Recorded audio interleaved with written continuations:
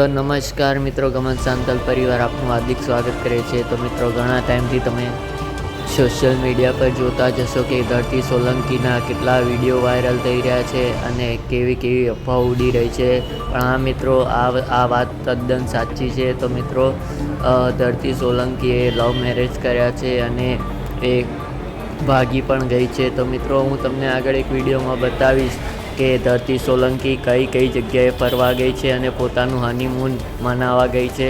તો મિત્રો, વિડીયો ગમે તો વિડીયોને એન્ડ સુધી જોતા રહેજો અને લાઈક કરવાનું ભૂલતા નહીં।